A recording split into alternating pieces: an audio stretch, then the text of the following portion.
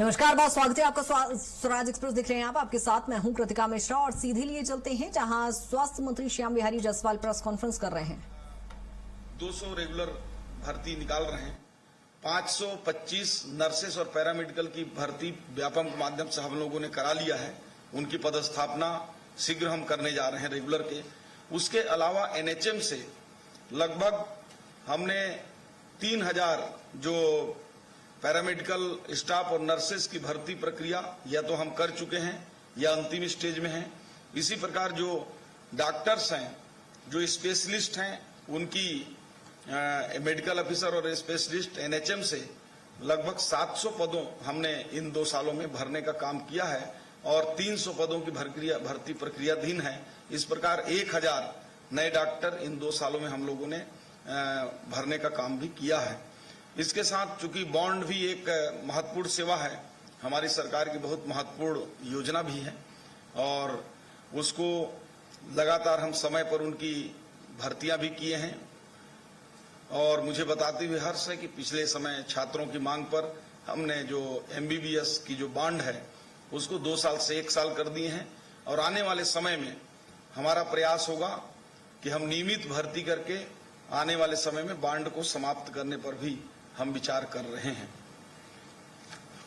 साथ ही साथ मैं आप लोगों के सामने मातृ एवं शिशु सुधार कार्यक्रम की बात करूं तो प्रदेश में ये बताते हुए मुझे कोई बड़ी खुशी तो नहीं है क्योंकि हम उस स्थिति में अभी नहीं पहुंचे हैं, लेकिन जब हमारी सरकार बनी और जब मैंने दायित्व संभाला तो मातृ मृत्यु दर में के मामले में हम पूरे देश में सबसे नीचे पायदान पे थे। मतलब सबसे खराब स्थिति में थे, एकदम अंतिम हमारा था। लेकिन इन 2 सालों में मैं धन्यवाद देता हूं हमारे स्वास्थ्य विभाग के जो हमारे अधिकारी हैं, डॉक्टर्स हैं, नर्सेस हैं, उनको कि उनके लगातार एक हमने अभियान हाई रिस्क प्रेगनेंसी, जो ऐसी माताएं जिनको गर्भ धारण के बाद उनके जो डिलीवरी तक में कहीं उनके जान को जोखिम और खतरा होता था, ऐसे माताओं की पहचान कर उनको सतत निगरानी में रखकर हमने डिलीवरियां कराई और उसका परिणाम हुआ कि जो मातृ मृत्यु दर पहले 146 था छत्तीसगढ़ का, वो घटकर 124 हो गया। 22 पायदान नीचे हुआ। देश में हम आज नीचे से 4थे स्थान पे हैं, क्योंकि नीचे में 0 में थे तो अब हमने 4 पायदान ऊपर हुए हैं। ये संतोषजनक नहीं है, लेकिन हमारी मेहनत में कोई कमी नहीं थी।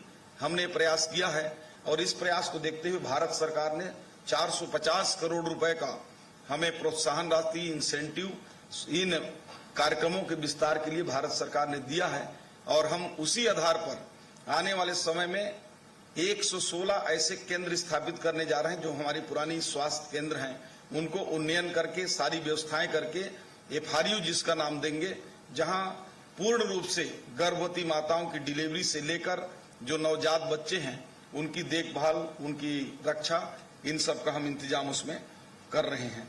मलेरिया की बातचीत करें, मलेरिया नियंत्रण की दिशा में मैं बात करूं तो जब हमारे स्वास्थ्य मंत्री श्याम बिहारी जायसवाल को आप सुन रहे थे, जहां 2 साल के कार्यकाल की वो उपलब्धियां गिना रहे थे और